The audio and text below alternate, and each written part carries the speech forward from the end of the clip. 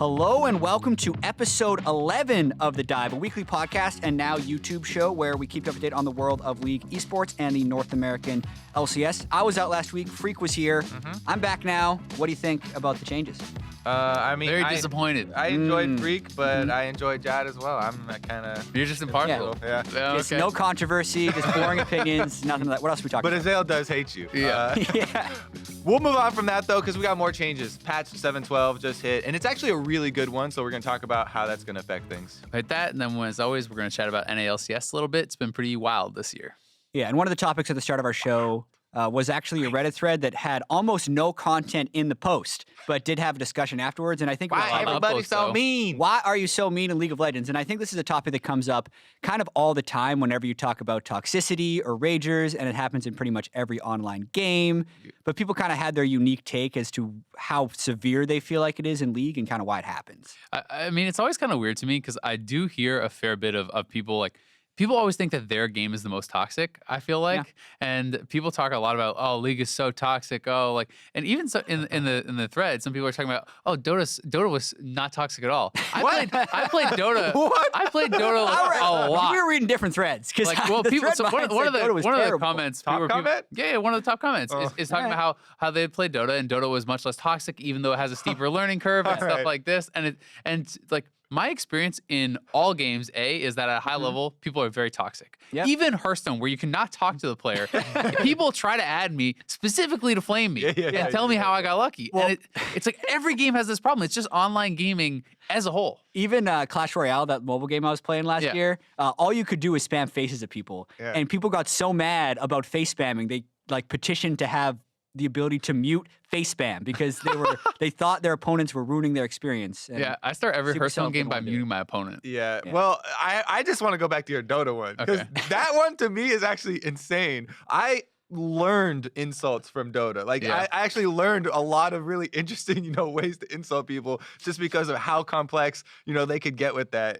And people, that was part of the reason why also, people would leave games so frequently back in the early days of Dota. This is not even Dota 2, by the way. Let's pull it back to League, though. Why are that one triggered me. So mean in League? I mean, so there's like a baseline level of meanness that just comes from being anonymous on the internet. And I obviously think like every time you're online, that's actually the main reason. Okay. So I think there's a lot of reasons too.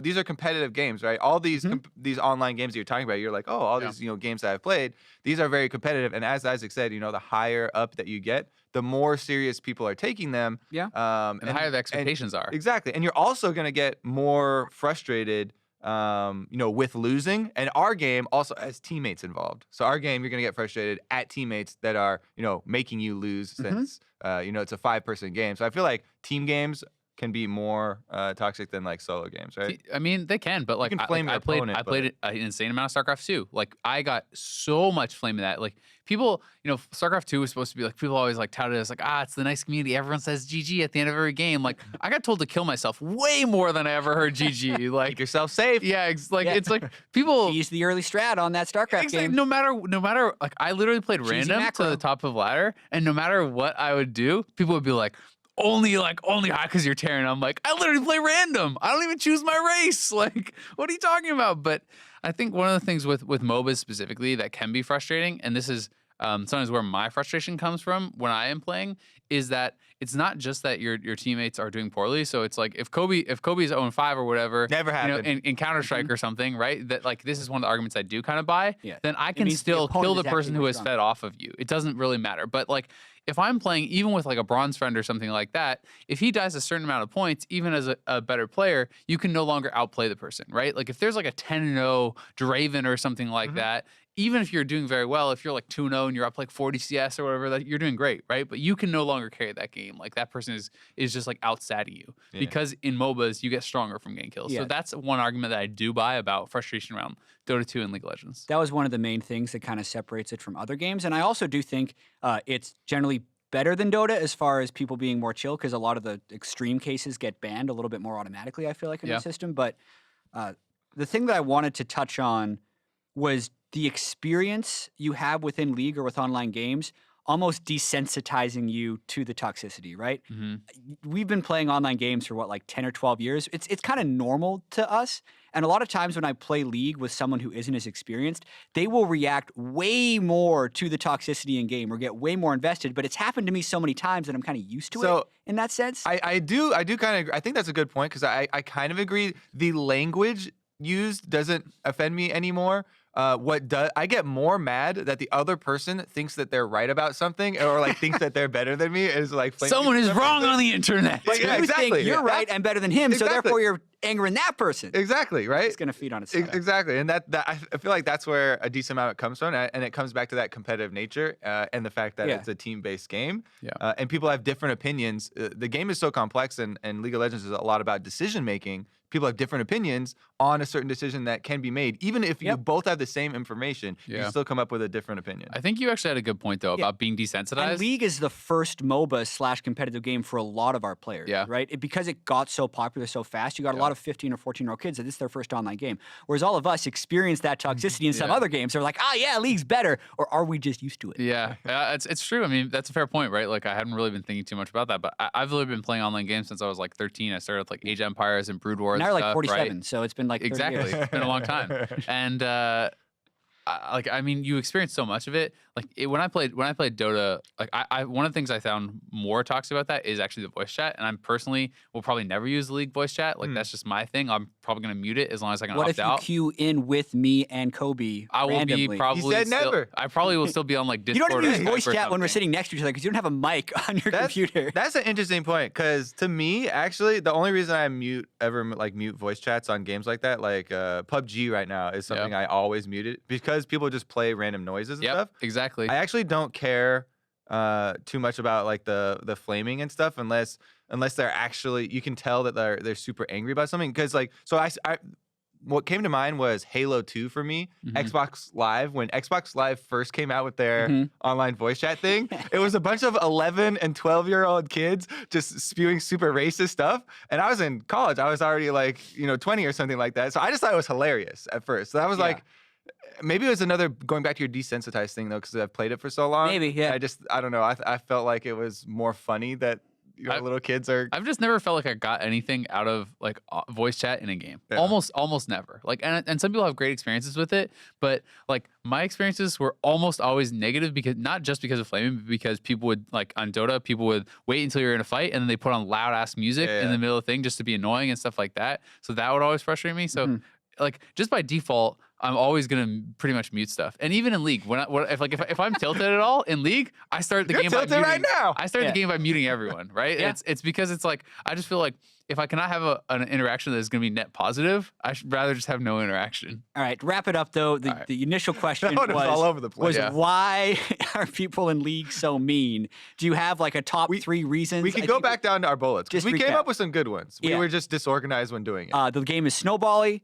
You put a lot of hours into it, and the other person is messing with your experience. And to me, I think because you're just not used to it. Because I think it's part of almost every online game experience. And for people who are used to it, it's because what your teammate performing poorly makes your opponent stronger. That's the biggest one. Yeah, I like this. Is that it's like I cannot fight back now because you're doing poorly. Let's get out of here then. Yeah. Speaking of fighting back, other point of news we wanted to touch on. Guys. There was another article bringing up Froggen as still. It was either still one of the best players in the West or is one of the best players in the West. And I think the article itself actually didn't state that much. It kind of showed some stats from Froggen. He has amazing DPM this split. I think we can talk a little bit more about him when we get to kind of the NA LCS section. But the conversation I wanted to have was kind of how do you define best in the West, especially when you're talking about European LCS players, NA LCS players, length of time you've been good, teammates, like all these other factors that go into it. With any of those types of discussions, I think it's so much up to personal opinion that like everyone is gonna have their own idea of how to define it, and that's what makes these quarters. Go with yours. That's what we're interested in. So for me, what you got? I think that being able to perform over a long period of time is extremely important to me. Like I think that players, to me, to call someone the best in the West, you will have had to be good for years. Like, be at the top of your role for years. Consistency is the most important thing for me because I think that proves within any patch, within any team, like within any situation you're in. If you're always good, then you are really, really good. But good is still like a very kind of different definition than best. Yeah, and that's also kind of a widespread, generic kind of term, right? Yep. I want to use Froggen like as an example, sure, and kind of attack this one because I don't agree with this one. While Froggen, I think he's a good player. I think that elevating him to best in the West is extreme because to me, especially going back to League of Legends and the team aspect of this game, people always bring up stats and, laning phase, and this is a part of the game. But one thing, and I love Froggen, that has plagued him for his career is not being able, to take his team to that next level. League of Legends is so much about the decision-making and understanding the way to play the game rather than just, laning phase or being really good at X champion and, being able to team fight super well. So much more goes into it than that. And for me to be the greatest, you have to be both of those things. Like Huni's interview about Faker. Teammates. Yeah, Huni's interview about Faker was one of the clearest examples, right? Even going into it, he was like, Faker, yeah, everybody thinks he's godlike or whatever. I think he's he's kind of meh. Then when he's on his team, he's like, oh my God, this guy knows so much about the game. He's always telling everyone what to do, and he looks into the future. And I do need to devil's advocate you a little bit there on the Froggen thing because 5 years ago or so, Froggen was in an OGN final and also the semifinals of the World Championship. Is that far too dated for you? Because this is an argument that Froggen defenders would bring up. That's a fine argument to bring up that he was on a team that did it. I don't think he was one of the parts that was one of the driving parts for it, though. Yeah, the thing that I've always found with Froggen is as much as he puts up good laning stats or good damage numbers, like even using this split in a vacuum where he's putting up something like 700 or 800 damage per minute and 37% of his team's damage so far, those are great stats. And that's 2 weeks worth of games. He's a great player. They player. haven't been able to close games, and he's been the one that's like trying to pull it together. But contrast that with, we're going to bring up Faker again, and obviously he has better teammates, but contrast that with Faker where he's not going to have the same DPM because when they find the right fight, they're in the right position to win the game, and they don't have 3 or 4 more late game fights. One of the big things for me, like with Froggen in particular, is I think Froggen is really good at putting Froggen in a good position. One of my big detractions from him has always been, I don't think that he enables the rest of his team as well. He plays, I think, pretty selfishly, and he's very successful with that because, he can bully lanes and do these sorts of things. But, even like watching him play Talia, for example, compared to some of the other players, like I felt like, he where some players would be shoving out and just trying to roam and trying to get teammates ahead, he wants to stay and like farm a jungle camp and get more CS and get stronger and these sorts of things. And it's like a stylistic difference. And he can crush games and carry games because he gets so strong individually. But I feel like in League of Legends, because it's such a team-based game, sometimes taking a small disadvantage for yourself at like the big benefit for your teammate is more worthwhile, and that's one of my big detractions from him. Yeah, and all right, as far as I want to throw in one more example though, because we're the Alliance one where he literally got to like choose the people on his team. Yep, and he's had multiple teams built around him. Yep. So I feel like Rick Fox calls him as Michael Jordan. He is a good player. He is a very good player. We're not flaming Froggen or anything, but yeah, he's great. Raising to that greatest is next level thing. The other thing I wanted to bring up too that we should talk about a little bit is one of the things that I found interesting from the article's point is that they're essentially saying, hey, his stats line up with like Bjergsen and stuff, but he's on a much worse team. And because he's on a much worse team, he can't be then, like he'll never be considered the best. So do you guys agree with the thought process that if you're not a winner, like if you're not winning championships and stuff, you can't be considered the greatest? I mean, that's an argument that gets used throughout all of sports, and I think the most recent example is just looking at the NBA Finals, right? Yeah. LeBron James averaged a triple-double, but he lost 4-1 because the other team had like 4 dudes that were better than the second-best player on his team. So even in that situation, LeBron has won in the East 7 years in a row. He just hasn't won it all. Yeah. Froggen, if you are to make that argument that he is actually the best mid laner, but his teammates just aren't quite good enough, he would be finishing better than 8th place every split on average. He would be making the playoffs and then falling short. He would look more like, say, Bjergsen did when TSM wasn't necessarily at their best and they're losing in the finals and then reaching. And not even just about Froggen. Like, I'm just interested in your thoughts on that period, right? Like, can Lyra be the best jungler in the West if he's on the worst team? You can't. Right? Well, he was the best jungler on the worst team. He was the first North American LCS jungler. Like he was.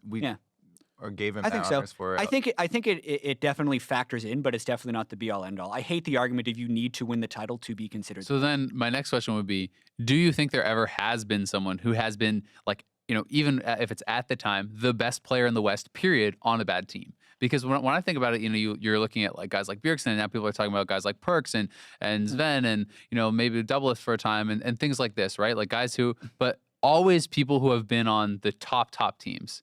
So is that coincidence, or has there actually been someone who is on a crap team and, in your opinion, the best? I think that is super avoidable in League of Legends because up until this point, it's been very easy to get the good players on your team. So if you're that good of a player, you get picked up by TSM or you get picked up by #1 team in X region. It hasn't really been an issue until now because the best players always went to the best team. So you would say it's never happened? And I would say, like, to me, no, it hasn't happened in the past. I think Best in the West is a very exclusive title because generally, at least the fan base kind of relies on international events to try and put that crown in. Like people were saying Febivin was best in the West. That's a lot why people are talking about Perks now. Kind of there right now. We can get into that discussion. But as far as even if you're just looking at NA for like a more relatable example for us, Rush was on a team that didn't even make the finals and he won MVP and he was considered the best player in the league. So I think you can absolutely be considered the best player and not be on the best team in our sport. That's fair. NA's done it multiple times. We do it all the time. Yeah. But just just creative ways to deny double MVP. It's still to me like the Rush thing though is interesting because it's like I can agree within one split or like at one time that player is the best, but for my definition still like Rush would never have been considered one of the best players in the West period. Of all time because I think because longevity matters. Yeah, longevity matters so much to me. Right now we're not going to give anyone time to back up their statement. Who is the best player in the West right now? Bjergsen. I'm still on it. I just think that until someone does more for longer, he's still it for me because I just think longevity is so important. Man, I thought this was like a snap reaction thing. Well, you guys are buying because time. we want to argue against it, right? Yeah. The Bjergsen thing is always the knee jerk. Because we've been saying that for a year or two. But I think Perks is actually a fair argument. That's now. the easy one. I have seen. Here's the problem. I wouldn't actually say Perks. I would say Sven or Mithy. I think those guys have much more longevity. And Sven, Mithy, I don't so buy. Mithy is definitely had Sven some rough or Mithy. times. And that's just because you wonder. Sven and Mithy have been a pair the entire time, and Sven is absurdly loyal to Mithy. Not to mention the people that are on teams with that guy say he brings so much to the team. Absurd. I right now would say Sven, based on the fact that he has made it to semifinals and Worlds in 2015 and has consistently been the best AD. But in the can he region play for 2 Cannon? years.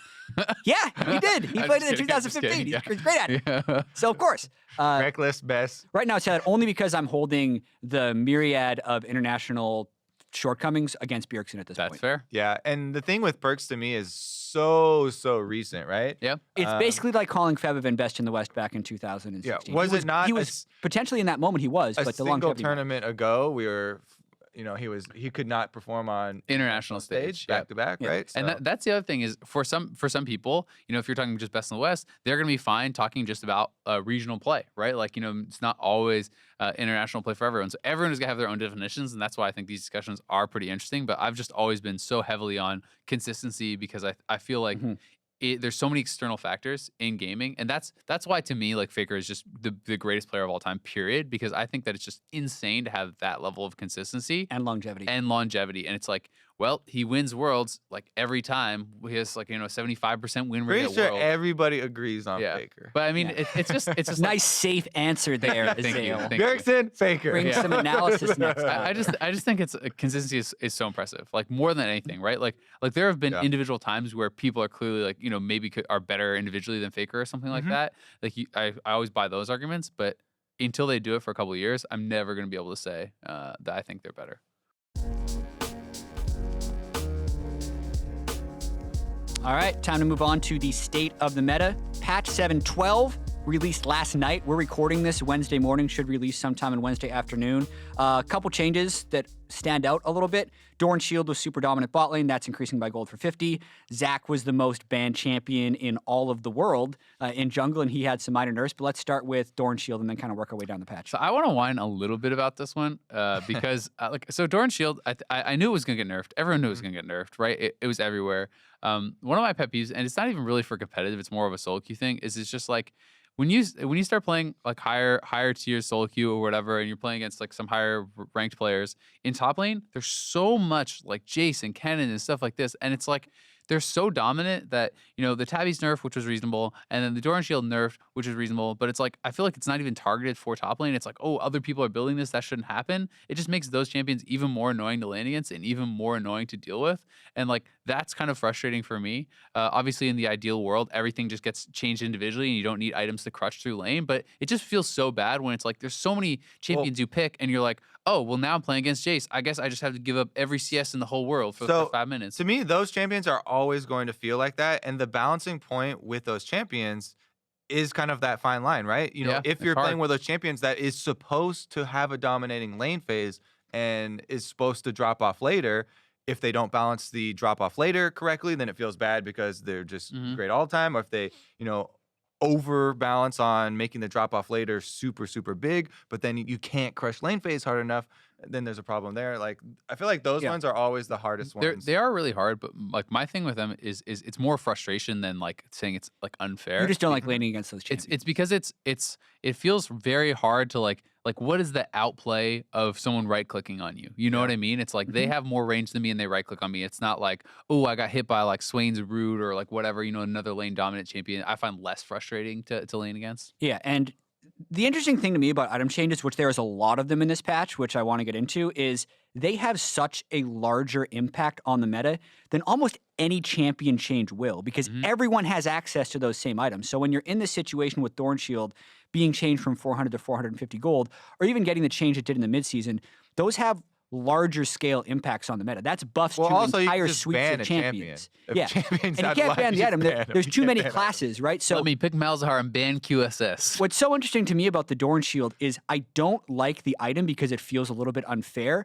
but that could just be my familiarity with the status quo of old, because I like the things that it's done to the meta. Yeah. I like the fact that it's opening up the ability to play Twitch or Vayne through the laning phase, or the ability to play Alistair or Bard and not get poked out by Karma and Lulu. So those things I really like, which is why I'm pretty glad they didn't go too hard on the Dorn Shield nerfs, because I want it to do those things to the game, but I just don't want it to feel so obnoxiously better than a Dorn's Blade or a Dorn's Ring Start. That's my thing for top lane too. Like, I like the fact that I can pick something into Rumble and not just feel like I'm like completely blasted in lane, like right off the bat, right?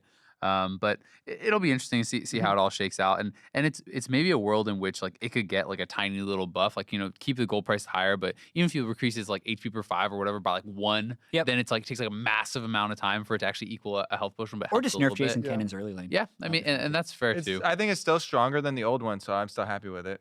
Yeah, Zach, actually pretty minor nerfs. Unstable Matter goes down 10 damage at all ranks. That's his W. His Elastic Slingshot goes down 20 damage at all ranks. He was the most banned champion in competitive for patch 7.11. He'll be in, these patches will be in pro in about a week and a half, but is that going to, he's fine? Is he still banned? Is he still...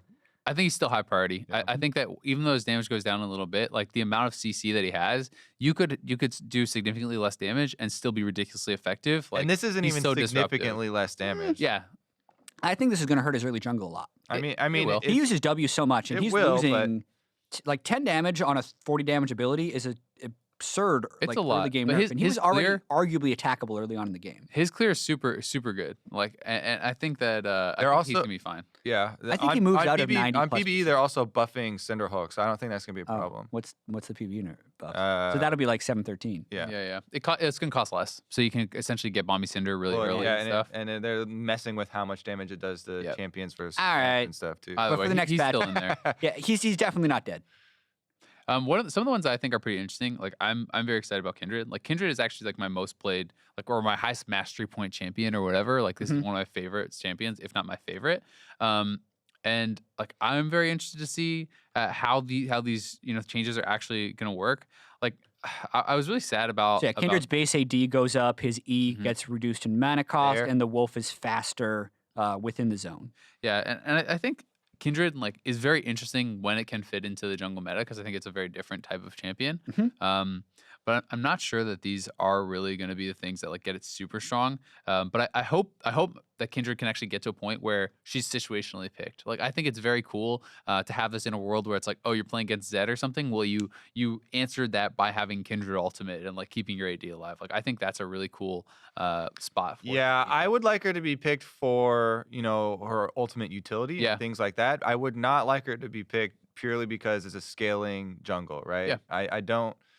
We get into that kind of Razor territory where we had farming junglers for a long time, and farming junglers are very divisive. She needs so many bounty stacks to get like range to be effective late game, in my opinion, that it's like in competitive. I don't think that she's gonna be that super dominant late game champ, but I could be wrong on that.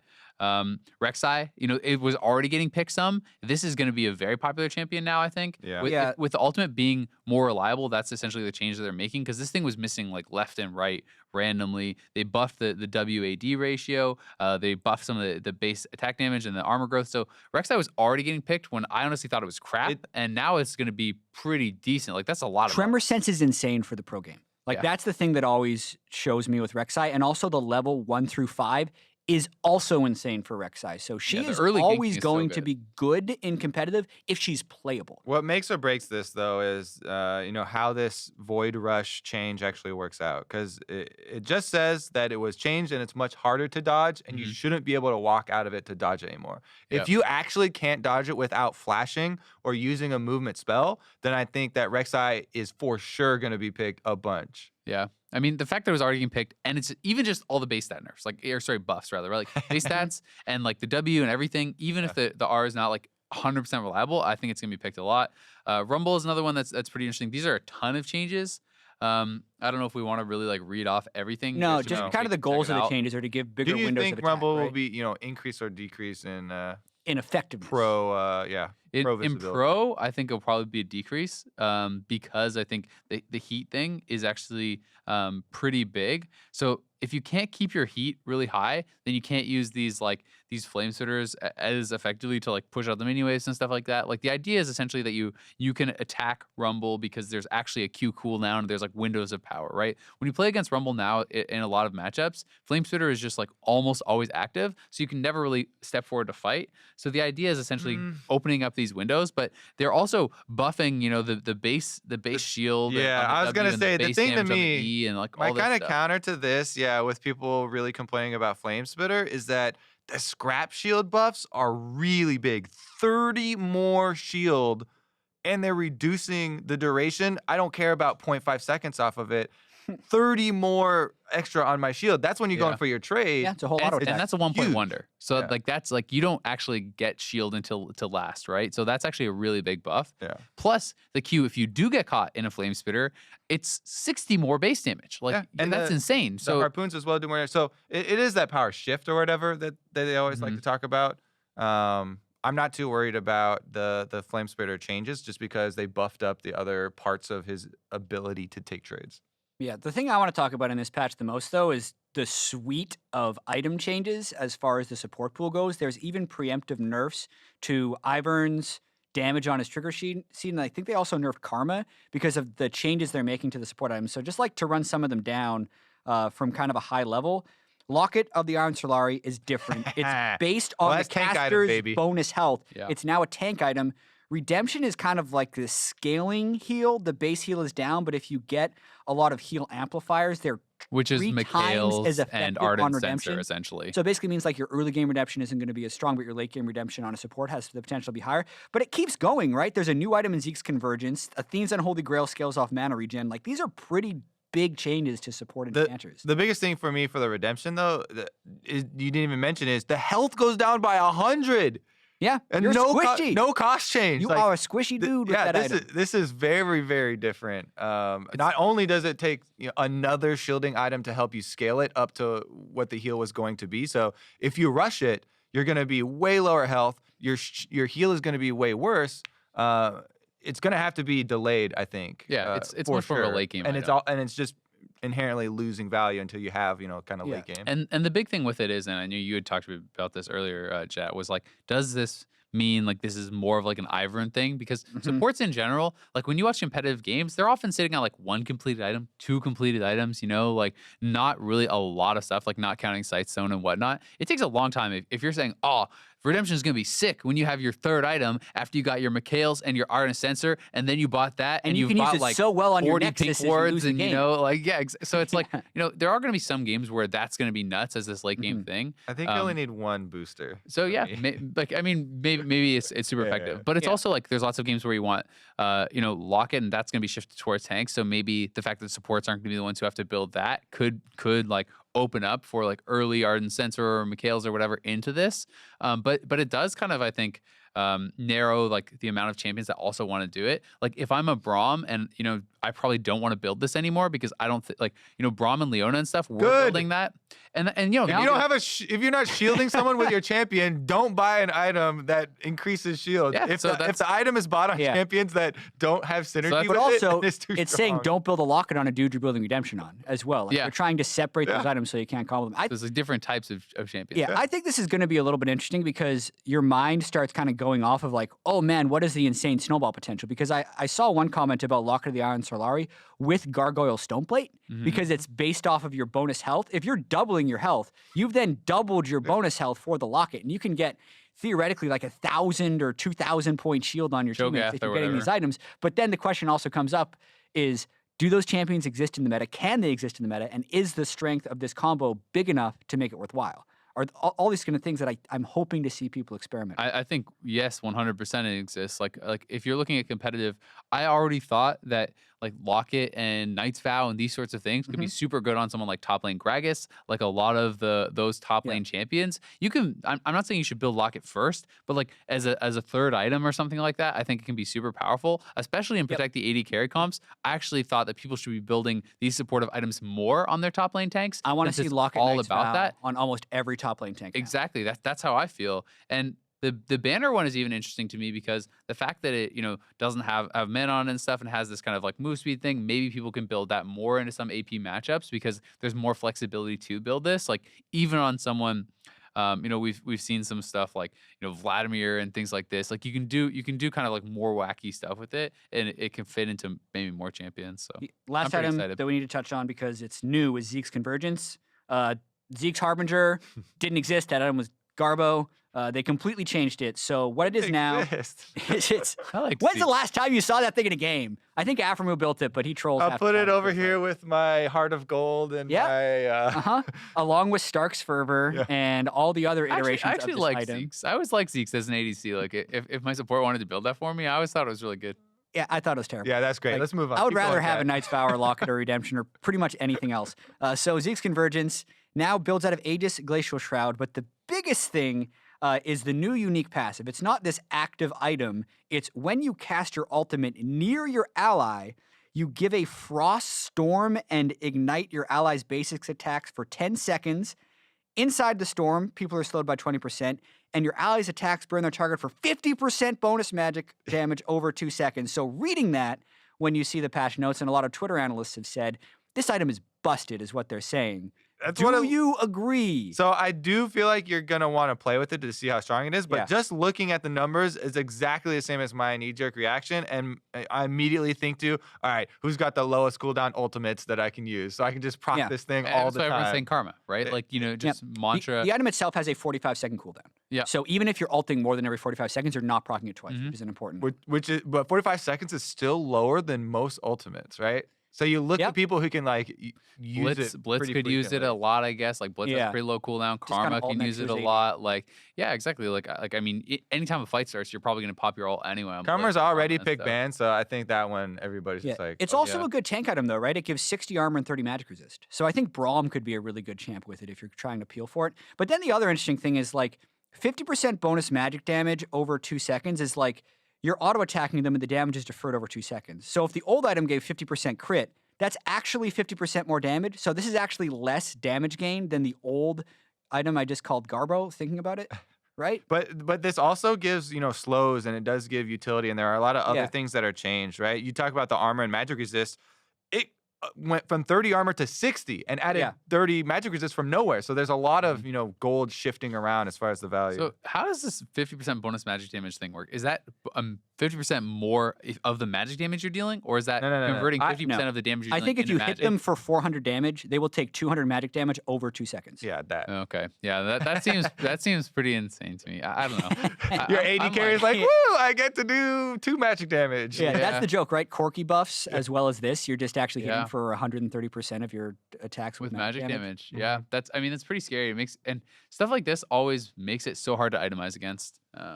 Yeah, agreed. So this item, I think, is something I definitely want to play with, but it looks OP. I'm not 100% sold on it being OP. The thing that would make it good is if the base stats are actually efficient and you're getting this ultimate effect as gravy, because then it becomes really good on tank supports. Yeah, gonna have to test it. Yeah. I like doing the Play Braum. summaries though. My summary for all the item changes, I don't care about any of them except Locket is super broken. Yeah, I'm going to play tanks, and I'm going to build Locket and be good. All right, what about North American LCS? Let's get into the competitive discussion. You want to talk about solo queue a little bit first? You guys been playing? Yeah, Kobe, how's your solo queue going? I played 11 games in the past 2 days. I won 3. What were you? So That's unlucky. What have you been playing? So I tried to do a win rate strat with my friend who plays support, and we played Nunu Sona, and it worked at first. And then we lost like 3 games in a row because I feel like my early game, I'm doing something wrong on Nunu in the early game. Nunu highest win rate champ right now. Exactly. I thought it would be, and I played him before. So either I'm really bad, really unlucky, or I'm just doing something wrong with Nunu is my read. Because I switched over to Mundo and started playing better. Mundo Jungle? Yeah, Mundo Jungle. Mundo Jungle works. Yeah. I actually like it. He did get damage buffs in the last patch. He clears really fast, and the new Warmogs and Spirit Visage are actually like really synergistic on him. So that's something I'm actually going to play a little bit more. But aside from that, like I have no updates other than that I'm bad. That's unfortunate. Well, I'm good. I'm also using Nunu, but I'm using him effectively. All the stuff that you do, I do better, and I win the game. I could help. Explain to me how Nunu early game works. Break it down for me, Kobe. Because there's a theory. I know the theory. Make the other jungler as useless as you are. But that is easier said than done, my friend. It's actually, you kind of do have to play a while to get into the mindset of Nunu, right? And it was a similar thing to me with Ivern. Like, it took me a while to get into like the Ivern goofy ass mindset where you're like going for instant steals and you're shielding people and stuff. But for Nunu, I'm always looking to kind of make the other jungle paranoid. Yep. So I go for early, counter jungling or harassment when I know that it will be successful. And then I play more conservatively or more towards neutral objectives. But you're in his head already. Yeah, from being in his head. The other thing is, do you upgrade for wards super early on? I don't get Bammy Cinder because it's so expensive. Yeah, I do trackers immediately. Yeah, trackers and boots super quickly. And I buy control wards on pretty much every back. Yeah, because speed and vision are the main benefits, and that's how you can kind of control the game for people. And also, the biggest thing, spam pings. Because I get vision down, but people will never react to it, right? I constantly am spamming where the other jungler is or like back pings on people because they just, even if you get vision, they won't pay attention to it. I get 80% of the Drakes in every game. Yeah, and Rift-Tailed is big. Yeah, I've been doing all those things. Okay. Maybe I'm just unlucky. He's just perfect. He's unlucky. Maybe it's your Sona person. Blame your teammate. Yeah, that's it. Easy. That's the other one I'm using is Warwick. I know Isaac has always loved Warwick too. Yeah. But yeah, those are what I'm using to grind for ELO right now. I've been playing a fair bit of Flex Queue because Riot Rumble's going on, which is like our internal competition. Essentially, if you guys don't know about it, it's broken down by divisions or whatever. So I've been playing top in that. So I've been playing just like a lot of carry top laners. I've been playing like Jax and Swain and Kale and Tryndamere and like a bunch of carry stuff, and it's actually really fun. Like because they're all like a lot of those champions. Like I always like playing kind of like. A lot of that stuff actually in jungle, even though it's not really super meta. Like I always really like Jax jungle and Kale jungle and like all these sorts of things. So it's fun like playing top. One of the things that I like have found to be the I wish I could play fun. for fun again. You can always play for fun. Every game you're playing is for fun. You've changed the name of your account. I did the same thing as well. I actually have switched off playing on my main account because then you can feed in peace, and then it's just fun. Or some of these picks actually work really well, even in jungle. Like Jack's jungle has a really high win rate. There's some of these picks are actually good, even they're just not popular. Yeah. But I would say like one of the biggest adaptations for me, because I have been playing way more jungle over the last year, is just learning the individual matchups and stuff. So like it's been kind of fun. Like I really like Rumble because it's more tryhard than solo queue, right? You're like prepping pick bans against these other teams and stuff. And it's not LCS meta, so you're not just banning the same thing. It's like, oh yeah, this guy's really good at, I don't know, like whatever. Like he really likes Akali and he really loves Kled, right? So it's like you're practicing not just picks and bans, but like learning the 1v1 matchups has been really fun for me. Like trying to figure out what actually works really well for me into the different champions to try to like have counter picks for everything that people are playing. So I've really been enjoying that, and even just doing like one-on-ones and stuff with like Nick Wu, who you guys know, who was an ex-pro and things like that, who's a really good top laner. And I'll get him or Clark, Clicky D, people like this. All right. Name dropping over and over again. Your team is the best. I don't. It's not on my team. See, the thing why I brought up playing for fun is because I don't actually enjoy playing playing Nunu at all or playing Warwick. You're just a slave to the system. I'm just trying to Don't be a meta slave, Kobe, unless you're in Challenger. I didn't even actually want to give away too much of the stuff because I don't want the things that I'm trying to get. Because I'm trying to get Masters back. After I get that back, then I don't care and I'll play for fun. Then he can tell you. And I'll tell all the strats and stuff. Yeah, but if we say it on this show, then everyone's gonna use it and they're gonna nerf. Because everyone watches the dive. It's always the #1 post on Reddit.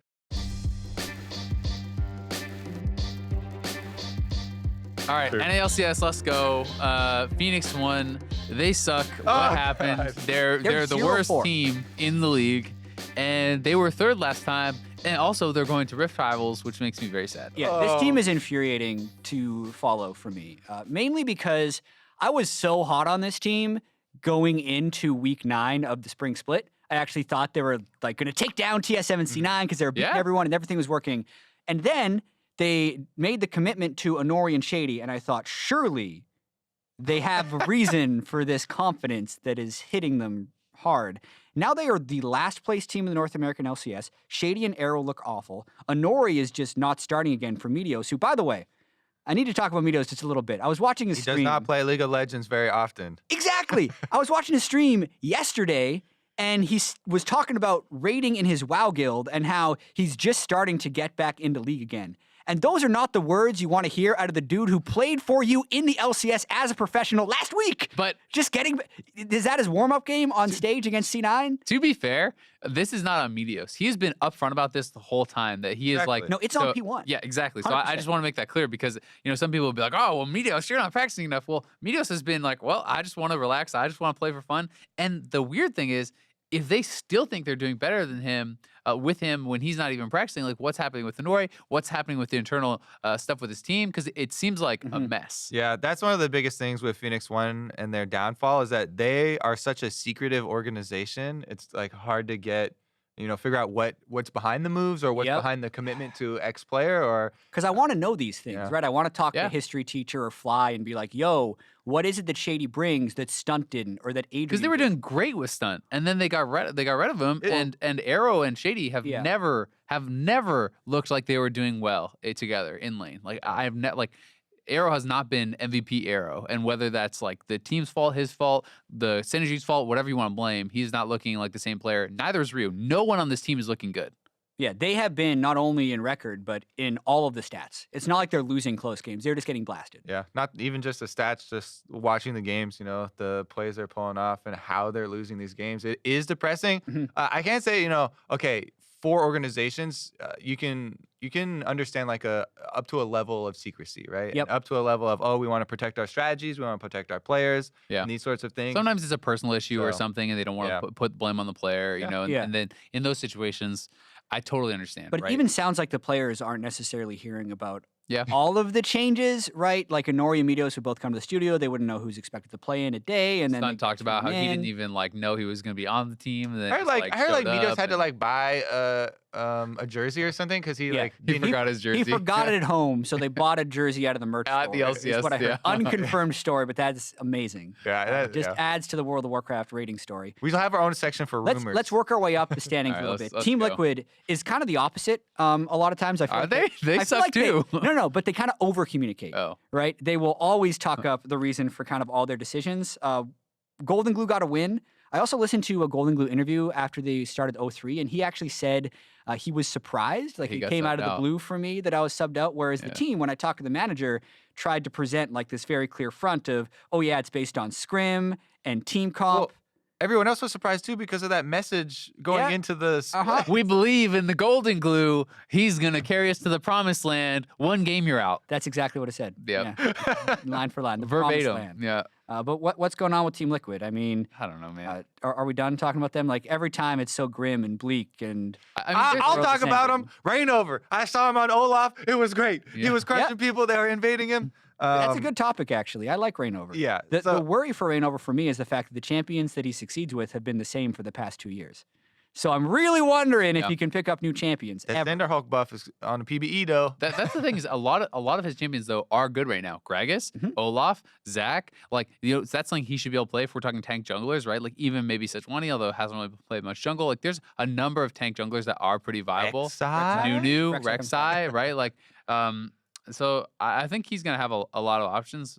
But there's a lot of stuff with Liquid that's pretty worrying. Like the Piglet interview from a while ago, I found that pretty worrying. That was with Inven. We should talk about that. He's talking about how, like, and I quote, they are the perfect bot lane. He talks about how he is, and when he played mid, he has never lost mid lane 1v1. He talked about in 2v2 skirmishes, I have never lost a 2v2 skirmish. We never lose bot lane. We're like, ADCs can't do anything. There's nothing you can do, blah, blah, blah. But then at the same time, when he gets asked, oh, well, why don't you play mid? He's like, oh, well, we would have a worse ADC and then we'd lose. And it's like, I want to give some context to that too, because that interview went mostly under the radar. It was like a middle of the pack Inven Global interview, but it was a translated interview in text, and it went pretty in depth of things that Piglet thought about Team Liquid. And flaming his team. Well, and that was really problematic to me, because while we talk it up as you want to have confidence, like we want players to be like going into a match thinking they will succeed, you're actually delusional if you're talking about past experiences and you're just going over, I have never lost mid lane,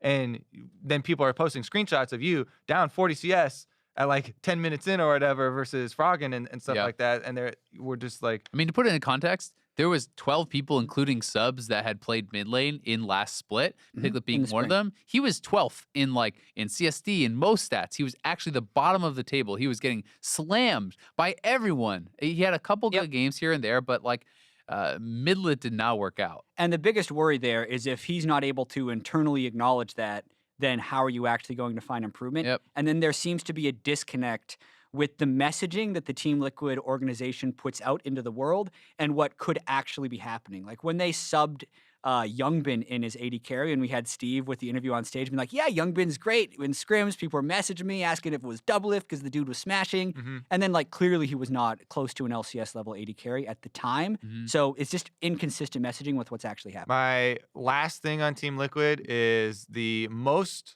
truthful and honest thing that I've heard come from the entire organization. Steve, when he did his interview with Travis, afterwards, talked about how in the between seasons, it's very difficult to find new players, right? Totally agree. They wanted to make upgrades.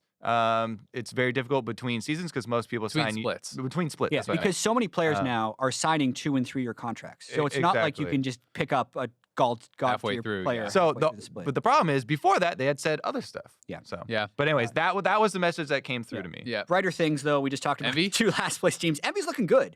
Pyrion is a dude that I think deserves a pretty big shout out. Niski was also another guy who people thought would be the intended starter because Pyrion played on the bench for pretty much the entire Phoenix One Dad split. loves Pyrion. I love Pyrion. We wanted him to be on our I'm super Players of high the Week or whatever. in his stock right now because he was almost OP5 for me last week. Because Envy hasn't changed. We mentioned how it's so hard to make midseason changes. Ninja for Pyrion is the only change that team really felt like they made. They changed coach as well, but I don't know how much influence that would have over that team right now. And their mid to late game is just so much better. Yeah. So to me, there's the 2 things that problems for me with Pyrion. One is the limited champions that we've seen him have success on. And it has been a lot of Talia. And the other one is that I think you're a little bit biased because of the upgrade he is over Ninja rather than his absolute value, basically, compared to the rest of the team. Because he is, like you're saying, huge benefit there, huge upgrade over Ninja and changing the way the team looks. And I think one of the biggest stories for Envy is Pyrion is a big upgrade. Maybe he's not Jensen or Bjergsen or whatever, but he's a big upgrade. And then the bot lane, right? Like Apollo is actually playing really damn well. And it's been a long time since I've just been like, damn, Apollo is actually just winning lane. He's popping off. Like he's doing super, super well. And I think that we already knew they had an incredible jungler, right? Like if Lyra is the best jungler in the league, which is an argument that many people are willing to make, and now he has strong lanes, well, then you just have a damn good team. Yeah, I would argue, though, that their laning phase was pretty good last year with their early game. But if their mid laner isn't feeding the entire mid and late game, then Apollo's going to look better because Pyrion is actually being a distraction. So that's fair. It's another one of those and things. It's easy to look good as a good AD This carry is almost making us realize how much Ninja was costing that team. Like you think back in the amount of times he would be the first. I don't like all the improvements like, from Apollo though too, because I do think he is just playing better, and he deserves credit. And this is like mixed of also hindsight and also the results and small sample size. They played for 2 weeks, and Envy has actually started the split 5-0 before when they joined the league, and then they barely made playoffs. They didn't look like a 10th place team when they played last split. It's like they had so many 2-1s, they had so many close games and stuff. So it's like they didn't need to make big leaps and bounds to move up a fair bit because they were so close to winning so many of these series anyway. And I think that they're definitely looking like they could be, a playoff team. You did touch on the tip of something that I wanted to bring up kind of randomly. Okay. He said Lyra, best jungler in the whole league. And that has been a very good argument. He did have a lot, way more than we would expect, of actually quite poor plays recently. He was getting really target banned. Yeah, he was getting really target banned, and that does happen a lot. There were some plays that he actually messed up though, which was kind of eye-opening. And that's just kind of a broader topic of junglers right now, because I was trying to do the jungler list, number 1 to 12 or whatever, however many subs we have, 13 maybe. Yeah. And it was subbed in. It was pretty difficult because so many of the junglers have had very good performances, but also pretty much every single jungler has had a very bad game. Yeah. Well, there's also kind of a thing going around. You look at a lot of the junglers at MSI, and I know Bjergsen said this in his interview after they lost to Team Dignitas, how I think the interviewer asked him, what was it like playing against Shrimp? Because he had these cheesy routes where he's going for level 2 gank. And he said, well, no, I don't think it's cheese. It's just an alternative strategy. And the best junglers are doing this, right? They're making a pattern of ganking you really early in theoretically inefficient ways, but that puts that sense of fear into you that you're kind of talking about when you're even playing new jungle, that changes the way you play the game. And if you're going to play that style where every once in a while you're doing this super quick route to a quick gank, you're going to die in one of these games, and you're going to naturally get inconsistency because of the way the best players are playing that role right now. Yeah, and I do think that having that variance is important. It always has been because with jungling. You don't want to be predictable. Agreed. You never want to be predictable. But you guys good to go on to Twitter questions? I want to talk about the top teams just a little bit, though. Okay. Like the top teams that we're used to seeing: TSM, C9, COG, because at least TSM and C9 are sitting at 2-2. COG is looking good at 3-1. We had a lot of parity last split, which is something I kind of want to talk about. And we thought we might see some really close playoffs. And then at the end, we saw C9 and TSM just sweep the playoffs and go to the finals.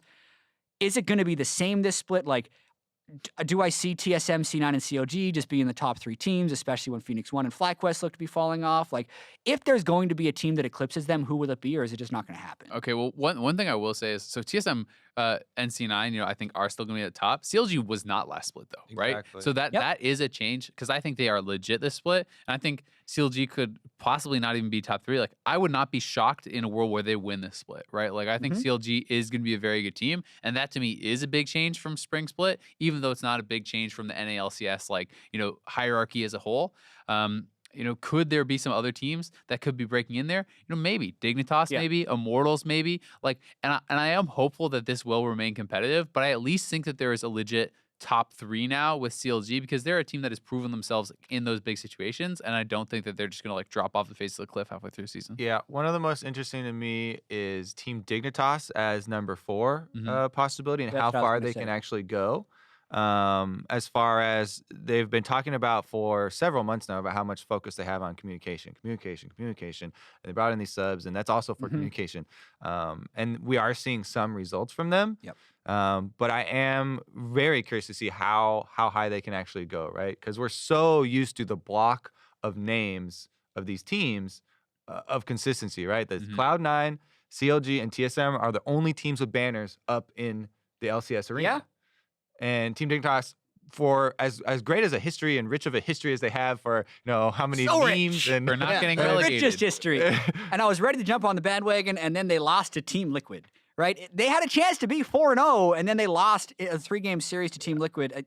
If there is a team that's going to break into that upper echelon, I think Team Dignitas could do that, because they have someday. They have Immortals? A god-tier player in the top lane. I don't think Immortals is there because they don't have the star player, and I still think you need that in this league. But I actually do think it's most likely one of those 3 teams that's going to win the title. I think COD is absolutely in the running. I'm hoping the last split was just kind of an extended slump, and it sounds like it from their training regimen. But early on, it's too hard to tell. And we do this every year where we'll have these new teams that pop off, like NB or Dignitas, but it's always the same 3 teams. And it was P1. Well, P1 got 3rd. Whoa! It happened last time. There you go. So yeah. Anyway, let's move on to Twitter questions. First one comes from Dylan at the Propane Tank. He asks, are TSM and C9 getting worse, or is NA competition getting better? And do you guys think it's good or bad for NA as a whole? I love competitive leagues. I don't like it necessarily when you have a 17-1 or an 18-0 team, because then you put all of your eggs in that basket, and then they rot at international events, and everyone's sad. I want it to be competitive. The problem with that is a lot of times when it's competitive, it's because you see flaws in every team. But I think it's such a more entertaining league to follow for me when anyone can beat anyone. And I love the parity that we're seeing right now. So it's good for NA as a whole, in your opinion, but are they getting worse or is NA getting better? I think right now it's a factor of teams getting a little bit worse. I can see flaws in every one of these teams. Okay. So, yeah, I think there are specific teams that did get better. To me, just looking at them, absolute values of why am I using that term all the time now? Anyways, Immortals, CLG, good term, makes you sound and smart. Dignitas. Those are the three, and Envy. Those are the four teams to me that made big pushes up. Yep. And that's a sizable chunk of our lead. So I think those ones made good pushes up. There are a lot of ones that, dropped down, right? The Phoenix one is the prime example. Yeah. The interesting thing, though, is even teams that are seem like they're trying really hard, like Team Liquid, still not being able to find success, would make you think that, like, hey, a lot of teams are actually trying and doing things well, and it's not super easy to succeed. Yeah. But when you combo that with what our best teams do at international events, it makes you think that the people have been getting worse. But Rift Rivals... He didn't get the answer. Yeah, well, I think it's good for NA as a whole. I think that in general, teams are getting better, but I would say TSM, just comparing them to the Summer Split when we saw them last time, with this iteration, they have gotten worse. And I think that's part of it, but that could change by the end of the split. We'll have to see. Next question here. It's our last question. It's from Cyrus Feet, I guess. I don't know how you say the last name. Yeah, count my phrases. Yeah, and he asked, this is a really good question. I actually really like this one, so shout out to Cyrus. Rank in order of importance for climbing solo queue: mastery of champion, playing the meta, fitting into team comp. And one of you guys want to start us off? It's a hard question because it's a combination of all of the above, and I think it's mainly just whatever. So I think all of these things are important. We mentioned how one-tricking can really help you climb. If you're able to last pick... All right, well, what are your rankings? So you got to give us 1, 2, 3. Yeah. My personal rankings is mastery of champ, fitting team comp, and playing meta is third. I think if you're challenger, playing meta is very important. But if you're anything below like D1 or D2, it's mastery of champ and fitting in team comp are the two biggest ones. I think that, because that's interesting, because for me, playing the meta is a good thing for guiding you for which champion to mastery. Unless you have a problem. I agree, but that's somewhat of a separate thing, right? That's like, if you have mastery of Nunu because you played Nunu games knowing it's good, you now have mastery of that champion. Yeah, so and therefore you're playing meta. If you're like most people and you have a couple of champions that you play really well, then I think that trumps everything, right? And I kind of agree with Jat's ranking that, and I would put the meta thing third because I think it's either or with the meta thing and the Master of Champs. Those occupy a very similar space. That's basically just deciding what champion you're going to play. Yeah. Are you going to go with meta or are you going to go with the one that you're good at? So for me, it's definitely like meta is like far last. I think if you're really good at your champion and it fits into the composition that your team is playing, then I think that is like so good. Like I would 100 times out of 100 rather someone like who's like godlike at Teemo or something play Teemo than have them up there just being awful on like a meta tank like Galio, and just like I would always rather that. Yeah, unless we just came out with like new season or something, or it's mid-season rework, and Balance Team went a little crazy as they're supposed to do during those times. Yeah. Then the meta is pretty important because you may have like a 60% win rate champion or something, and you Blood Razor Warwick. You don't even need mastery. Just press R, dog. All right. Yeah. But I think that's it for the questions. Yeah. That's awesome. I think that wraps up episode 11 of The Dive. We will be out every Wednesday. Fingers crossed we're going to try and hit that time. So a slight shift from the spring schedule where we're out on Thursday. Look for us Wednesday afternoon Pacific time. Also find us on YouTube or any of the podcast platforms. I know a lot of people still listen on SoundCloud. If you want the podcast format, thank you for that. If you want to see us for some odd reason, we're on YouTube. And keep sending us Twitter questions so we can have multiple ones to choose from and keep it entertaining at the end. Yeah, definitely really appreciate those questions. And for you guys tuning in, thanks a lot, and we will see you next week. Yeah, check out NA LCS. It starts at 3 p.m. on Friday. See you there.